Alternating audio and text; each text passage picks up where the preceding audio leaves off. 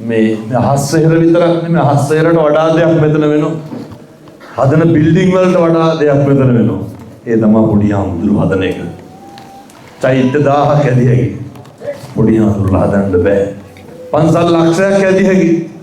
පොඩි ආමුදුරු හදන්න බෑ. ඒ නිසා මෙතන කෙරෙන ඉදිකිරීම් වලට වඩා ආමුදුරුවනේ බබලෙන්න දෙන්නේ පොඩි ආමුදුරු හදන එක. ඒ තමයි ශාසනයේ අනාගතයේ බලකණු. මේ ගෝරතර සංසාරේ කවදා වෙනකම් දුක් විඳින්නද? කවදා වෙනකම් මේකේ මෙරි මෙරි උපදින්නද?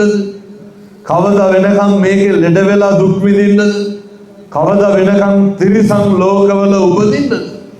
කවදා වෙනකම් പ്രേත ලෝකවල උපදින්නද?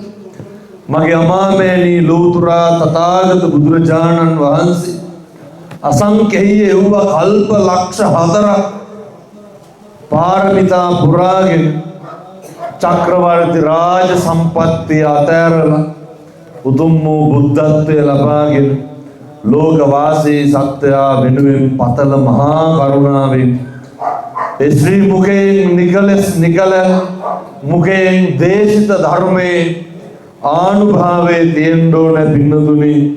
නිමෙන්න නිවන් දකින්න සනසෙන්න තෘප්තිමත් වෙන්න සන්තුට්ටි පරමං ධන බුදුවරු තක්සේරු කරපු දේශනා කරපු ඒ පරම ධනය වෙච්ච සතුට වෙනුවෙන්මයි පින්නතුනි සම්බුද්ධ ශාසනයක් මේ තථාගතයන් වහන්සේගේ ධර්මයක් භාවිතා කළ යුත්තේ පාවිච්චි කළ යුත්තේ.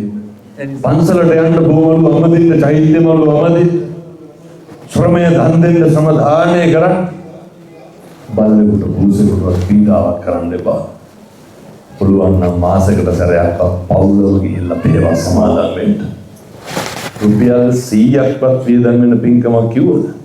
මේ සියල්ල සිද්ධ කරන්න අහස් වෙහෙරට රැස් වෙච්ච අම්මලා තාත්තලා සියලු දෙනාටම ඉදිවෙන අහස් වෙහෙරේ සෑරදුන්ගේ ආනුභාවයෙන් චිත්ත ශක්තිය කායික ශක්තිය වඩා වර්ධනය වේවා. උතුම් චතුරාර්ය සත්‍ය ධර්මයන් අවබෝධ කරගන්න මේ පින් හේතු වේවා.